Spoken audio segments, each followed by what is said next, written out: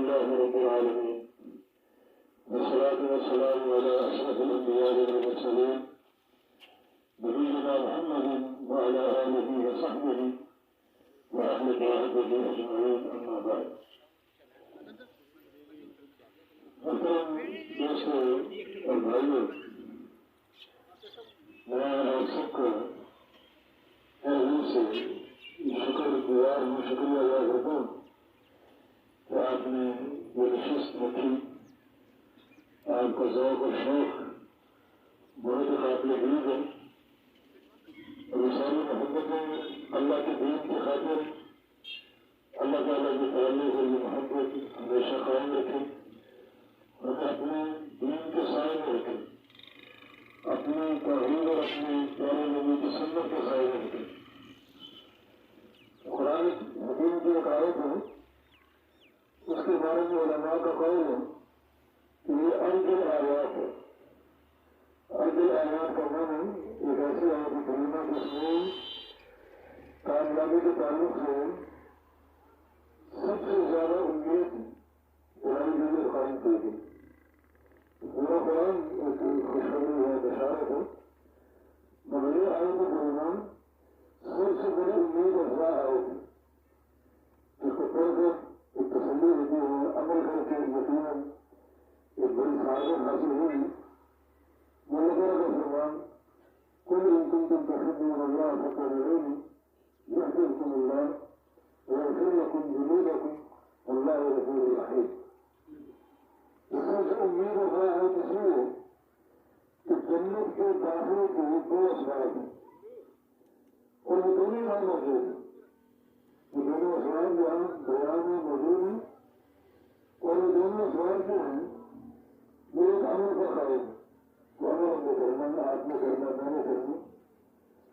اگر بات میرے کوئی میرے دوستوں کہتے ہیں کہ تم تحبون اللہ، اگر تم اللہ کی محبت کے طلبگار ہو، اللہ تعالیٰ کی محبت چاہتے ہو کہ اللہ کی محبت حاصل ہو اور اللہ سے محبت کرو، اس کا ایک ہی راستہ ہے.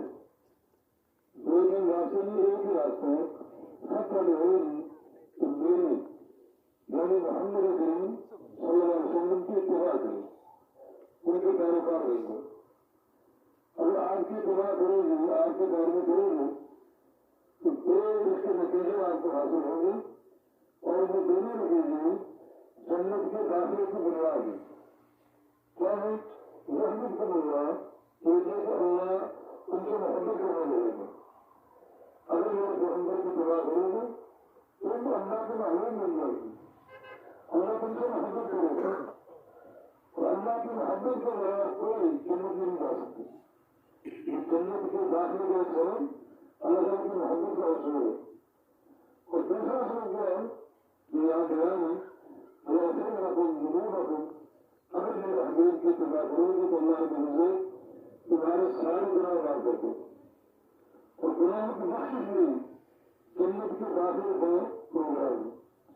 یہ انسان کے دامن میں ایک گناہ اگر باقی رہتے ہیں تو چنتا میں ہو یہ جنت میں داخل نہیں ہو سکتا. جب تک سارے گناہوں کے پاس صاف ہو اور سارے گناہوں کی بخشش بھی کیا ہو کس پر ختم نہیں ہوئی ہے. میرے جہنم کی اتباع کروں اس کے دو فائدے آپ کو حاصل ہوں گے. ایک اللہ کے لیے آپ سے محبت کرنے لگے ہیں جو کہ جنت کے داخلے کا پہلا پروگرام ہے. اور دوسرا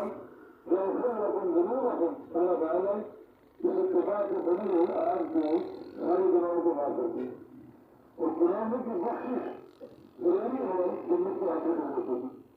اگر گناہ معاف نہ ہوگا تو جنت کے داخلہ ممکن نہیں. یہ دو جنت کے پروگرام اور دونوں میں جمع اللہ کی محبت بھی ملے گی اور گناہوں کی بخشش آپ کو حاصل ہوگی. آپ نے کیا کرنا ہے؟ ایک بات ختم نہیں ہوگی اپنی دنیا کی زندگی میں صرف میرے رسول کی، میرے حبیب محمد مصطفیٰ علیہ السلام کی اتباع کریں. آپ نے کیسے نماز پڑھی، آپ نے کیسے روزے رکھے، آپ نے کیسے حج کیا، آپ نے کیسے عمرے کی، آپ نے کیسے زکات دی، آپ کے معاملات، آپ کے اخلاقیات، شادی بیاہ کے معاملے جو بھی ہیں ان سارے لوگوں میں میرے رسول کے پیروکار بن جائے اللہ کے پیارے کرو گے یہ تیز سمجھ آپ کو نہیں رہے گی. ایک اللہ کی محبت کا سمجھا اور دوسرا قرآن کی تحقیق ہے. اور یہ دو ہی چیزیں ایسی ہیں جن کی یہاں پر جنت کے داخلہ ملتے. ایک انسان کو اللہ کی محبت نہ مل سکی تو جنت کے داخلہ نہ ملتے. ایک انسان کے وہ سارے گناہ معاف نہ ہو سکے تو جنت کے داخلہ نہ ملتے. اس داخلے کی طلب آپ کے لیے ضروری ہے. ہمیں چاہیے کہ اپنی زندگی میں سوچیں حاصل کرنے کے لیے ایک قاعدے پر عمل کرنا اور وہ قاعدہ اللہ کے پیارے رسول کی اتباع ہے. ہر معاملے میں آپ کے پیروی ہو اور آپ کی اتباع ہو اللہ کی رضا ملے گی, اللہ کی محبت ملے گی اور اللہ تعالیٰ سارے جنوں کو بخش دے. اور وہ مجھے اور آپ کو توفیق دے کہ ہم اپنے پیارے رسول کی سچی پیروی کریں, سچی اتباع کریں. کیونکہ تو مجھے اسلام تقریب یہ لوگوں کو جاؤ آپ کے رسول جن گرایا گئے ہیں اس کو سارے درجہ ہوئی تھی جہالت ہر طرف شیر عبرت اور گناہوں کی کثرت اور سیاحداری میں ان سے پوچھا جاتا تم یہ کام کیوں کرتے ہو, ضرورت کیوں کرتے ہو, ضرورت کیوں کرتے ہو. ان کے جواب کیا ہوتا ان میں حضرت میں آگاہ ہوں. اس طریقے سے ہم نے اپنی بازاروں کو دیکھا جاہلیت کے بعد نبی رحمان کے پیسے سے کم ہوئی کہ جو کام ہم کر رہے ہیں تمہارے بات زیادہ کرتے ہم کے پیرے پر دوستوں اس کے موقع پر اللہ کے نبی آئے نہیں سے دیکھو نہیں ہوتے. آج تو اللہ کے نبی آ گئے آپ کے نظام میں گئے قرآن ریز میں گئے.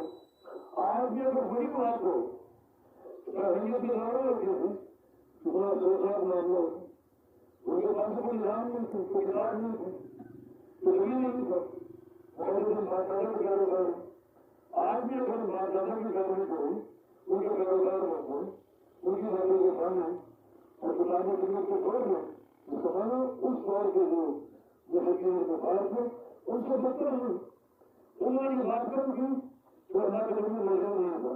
ہم یہ بات کر رہے ہیں تو اللہ کے لیے مشہور ہو آپ کے علم میں ضرور ہو, قرآن میں ضرور ہو, حدیث میں ضرور ہو. اس کے باوجود اگر ہم اپنے آواز کی قوم برابری کی پیروی کی بات کروں تو بڑی جہالت کی بات ہے. سب کو چھوڑ کے اللہ کے حضور کی اتباع پیروی کرو. اللہ کے پاس مجھے اور آپ کو توفیق عطا فرمائے. بارک اللہ فیک. السلام علیکم.